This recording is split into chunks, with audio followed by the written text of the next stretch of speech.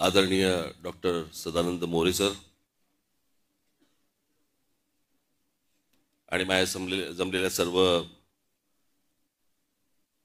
महाराष्ट्र नवनिर्माण सेनेच्या माझ्या सर्व सहकारी बांधवांनो आणि भगिनींनो,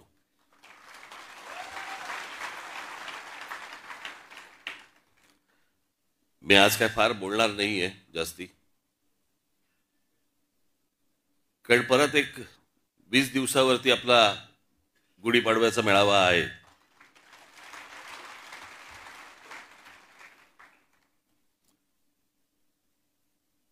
आता तिकडे जर समजा मी दांडपट्टाच फिरवणार असेल तर चाकूसुरे कशाला काढू आता मी.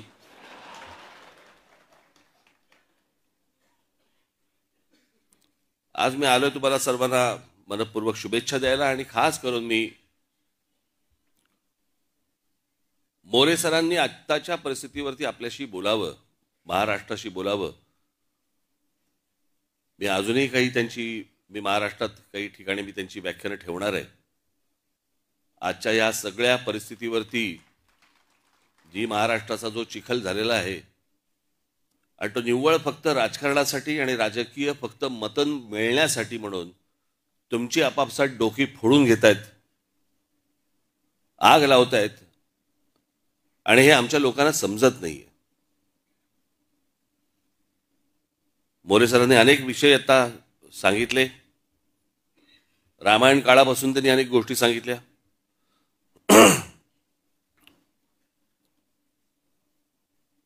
सर, एक छोटीशी गोष्ट सांगतो, काळ कसा बदलला.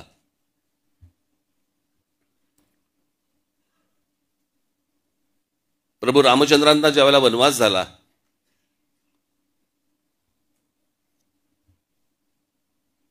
चौदा वर्षाचा झाला, तिथून ते निघाले. बरोबर लक्ष्मण, सीतामाई सगळ्यांना घेऊन निघाले. मग दंडकारण्यात आले, नाशिकला आले.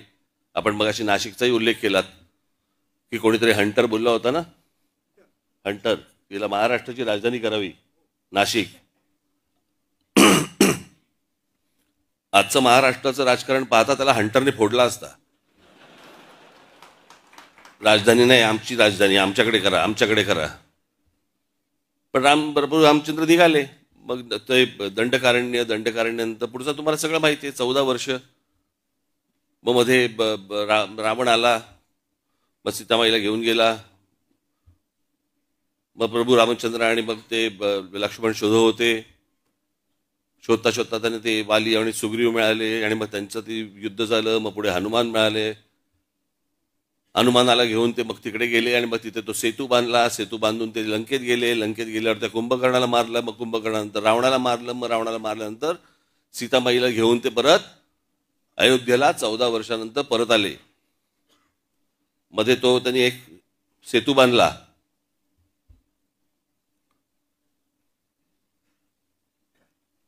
हे सगळं त्यांनी 14 वर्षात केलं. आणि बांद्रा वरळी सी लिंक हा आपण 14 वर्षात बांधला. कुठे अयोध्या, कुठे दंडकारण्य, कुठे गेले, तिथून लंकेत गेले, सेतू बितू बांधून गेले, तिथून परत आले. हे सगळं 14 वर्षात घडले. ही सगळे जे काही कामं सुरू आहेत, जेवढ्या काही गोष्टी सुरू आहेत ना, मी त्याचा सविस्तर बोलणार 30 तारखेला आपल्याशी.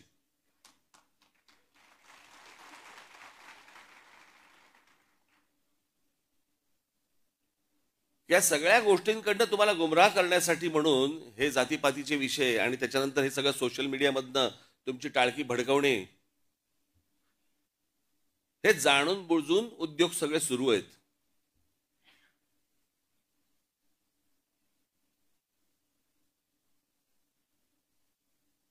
कालच महिला दिन झाला.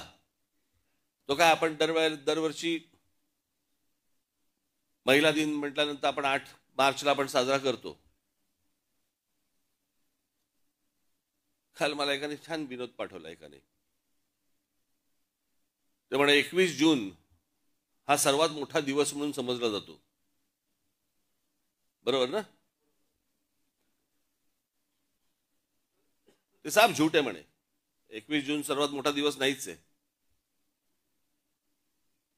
महिला दिन हा सर्वात मोठा दिवस आहे, कारण तो 8 मार्चला सुरू होतो आणि पुढल्या वर्षी 7 मार्चला संपतो.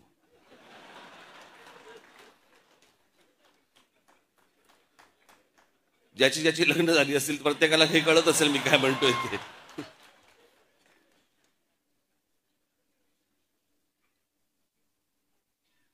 पण आपल्याकडे काय करतात, महिला दिन म्हटल्यानंतर सगळेजण भेटणार, महिला दिनाच्या शुभेच्छा. 2 पुरुष एकत्र आले तरी एकमेकांना देतात. अरे ह्याच्यात महिला कुठे आहे?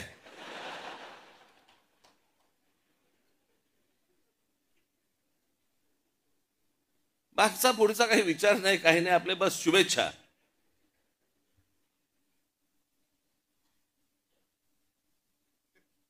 महिला दिनाच्या शुभेच्छा आपण देतोय, परंतु एका सर्वात मोठ्या महिलेचा विसर पडून देतोय आपण. त्या व्यक्तीला विसरतोय की खरं तर महिला दिन हा दिन खरं तर जिजाऊ साहेबांच्या नावाने हा खरं तर ओळखला गेला पाहिजे.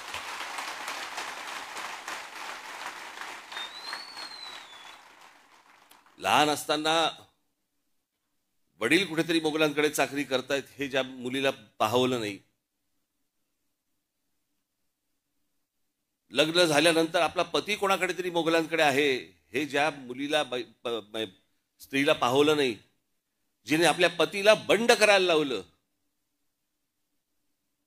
जिच्या मनात सुरुवातीपासून स्वराज्य नावाची गोष्ट ज्या महिलेच्या मातेच्या मनामध्ये होती, तिने आपल्या मुलाकडनं ते स्वराज्य घडवून आणलं. परंतु या सगळ्या इतिहासाच्या मागे एका स्त्रीचं मन होतं, एका महिलेचं मन होतं, ते आपण विसरतो. आज महाराष्ट्रामध्ये इतक्या महिला होऊन गेल्या, महाराष्ट्रात म्हणजे देशामधली पहिली डॉक्टर महिला डॉक्टर झाले त्या महिला जोशी, आनंदीबाई जोशी. आपण विचार करतो का या महिलांचा? इतक्या महिलांचं योगदान आहे, आणि खास करून महाराष्ट्रातनं.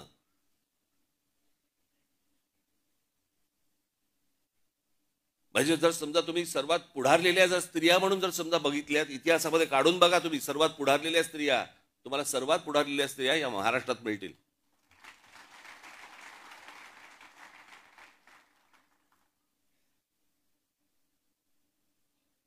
नुसत्या कसल्या शुभेच्छा देतोय आपण?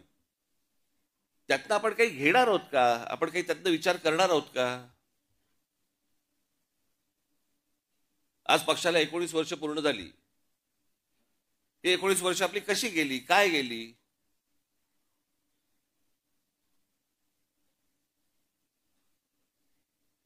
आज असंख्य पक्षांना मी जे बोलतोय त्याला दृष्ट न लागू, पण असंख्य पक्षांना हा प्रश्न पडलेला आहे की अरे ह्यांचे आमदार येऊन गेले, ह्यांचे खासदारकीला एवढी मतं मिळाली, नंतर ह्यांना इतके पराभव झाले, खासदारकीला पराभव झाले, आमदारकीला पराभव झाले,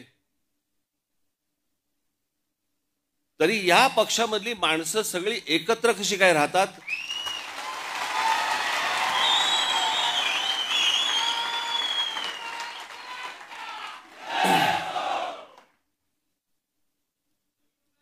फेरीवाले तरी असतात, आपले काम करत असतात, कष्टाने काम करत असतात, कष्ट घेत असतात. पण हे आत्ताचे जे राजकीय फेरीवाले आलेत ना, असे फेरीवाले माझ्या पक्षात नाही, आपल्या पक्षात नाही आहेत. आज या फुटपाथवर तिकडनं कोणी डोळा मारला की त्या फुटपाथवर हे असले राजकीय फेरीवाले आपल्याला नाही उभे करायचे आहेत. आपल्याला जे बांधायचंय आपण खणखणीत दुकान बांधू, फेरीवाले नाही होणार.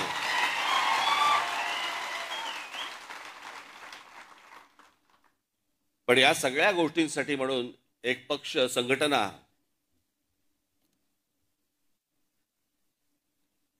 जी सगळ्या ठिकाणी आपली आहेच, पण ती मजबूत करणं जास्ती गरजेचं आहे. कालपर्यंत माझा जो गटाध्यक्ष आहे इथपर्यंत त्याला त्याच्या घरच्यांना पण वाटलं पाहिजे की नाही माझ्या मुलाची काळजी घेत आहेत. त्याच्याशी कोणतरी बोलतायत आणि म्हणून पुढच्या 2 दिवसामध्ये त्याला एक आत्ता आकार दिलेला आहे मी. थोडंसं मी त्याचं एक गोष्ट लिहून आणली होती, पण ती काही आखी नाहीये. हे इथे सगळे जेवढे बसलेले आहेत व्यासपीठावरती माझ्या सकट, प्रत्येकाचं काम काय, तुमच्या सकट खाली आपल्या महाराष्ट्र सैनिकासकट प्रत्येकाचं काम काय असणार आणि ते दर 15 दिवसाला तपासलं जाणार.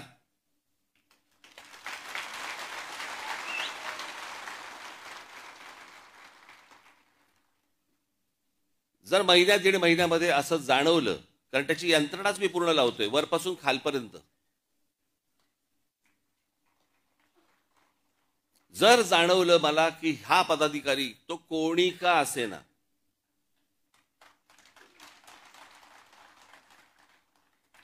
जर मला त्याच्यामध्ये काम चुकारपणा जर समजा दिसला, कळलं का, तर मी त्याला पदावरती ठेवणार नाही. आत्ता सांगून ठेवतो तुम्हाला मी. त्याच्यानंतर ज्या फुटपाथवर जायचं असेल त्या फुटपाथवर जाऊन बसवत त्यांनी.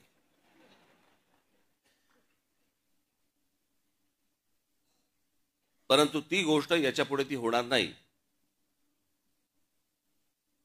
मी काल मला सांगितलं कोणीतरी, त्या दिवशी एक मेळावा बैठक लावली होती मुंबईला आणि काही मुंबईचे शाखाध्यक्ष आणि काही उपविभागाध्यक्ष आणि विभागाध्यक्ष काही हे हजर झाले नाहीत.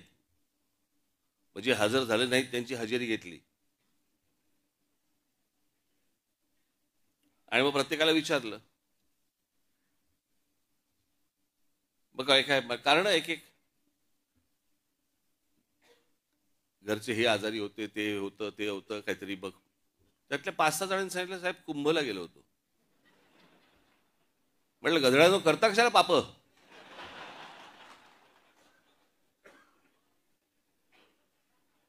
बरं मी हेही विचारलं आल्यावरती आंघोळ केलीस ना. हे आमच्या बाळा नांदगाव इथे त्या ह्याच्यातनं घेऊन आले काय, ते छोट्याशा कमंडलू मधनं पाणी घेऊन आले. म्हटलं हड, म्हटलं मी नाही पिणार.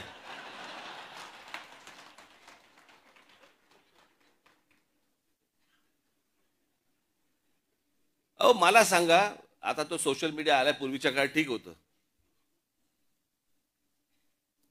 मी त्या सोशल मीडियावरती बघतोय माणसं तिथे आलेल्या बाया बिया हसतायत आणि बाळा नांदगावकर साहेब गंगेचं पाणी कोण पिईल ते पाणी. चला आत्ताच करोना गेलाय, कोणाला त्याच्याशी काही देणं घेणं नाही. 2 वर्ष झाले तोंडाला फडकी बांधून फिरले आणि तिकडे जाऊन जाऊन आंघोळ करतायत.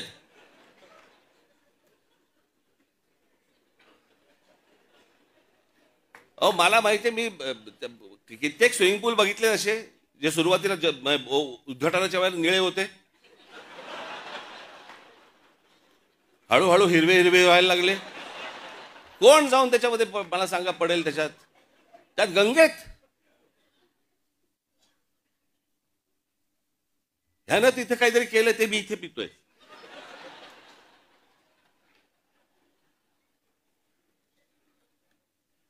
श्रद्धेला पण काय अर्थ आहे की नाही. एक नदी या देशामधली स्वच्छ नाहीये, एक नदी. आणि आम्ही काय नदीला माता. परदेशामध्ये आम्ही अनेकदा जातो त्यावेळेला बघतो तिकडच्या नद्या स्वच्छ नद्या, ते काय तिकडे माता बिता म्हणत नाहीत, तरी नद्या स्वच्छ. आमच्याकडे सगळं पोल्युशनचं पाणी आतमध्ये, कोणी आंघोळ करतायत, कोणी कपडे धुतायत, काय वाटेल ते चालू आहे. राजीव गांधी असल्यापासून ऐकतोय मी गंगा साफ होणार.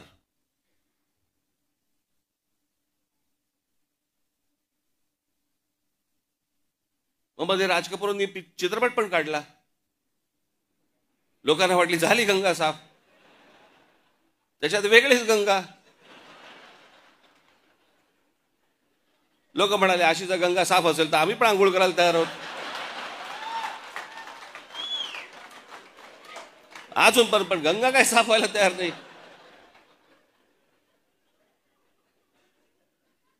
या सगळ्या श्रद्धा अंधश्रद्धेतनं बाहेर या जरा, सगळ्यातनं डोकी हलवा नीट.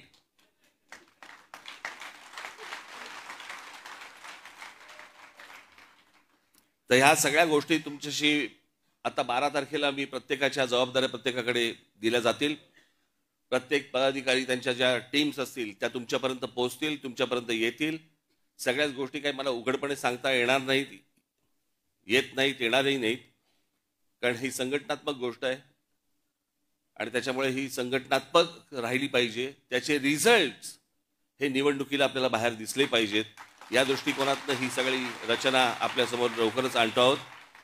मी सर्वांना परत एकदा 19 तारखेच्या 19 वर्ष झाली त्याच्या मी आपणा सर्वांना मी मनपूर्वक शुभेच्छा देतो. आणि आपण जमलेले सर्वजण आणि माझ्या महाराष्ट्रामधल्या प्रत्येक माझ्या महाराष्ट्र सैनिकांना मी विनंती करतो की येत्या 30 तारखेला गुढीपाडव्याच्या दिवशी जल्लोषात गुलाल उधळत आपण सर्वांनी शिवतीर्थावरती यावं अशी मी आपल्या सर्वांना विनंती करतो आणि आपल्या सर्वांची मी रजा घेतो. धन्यवाद.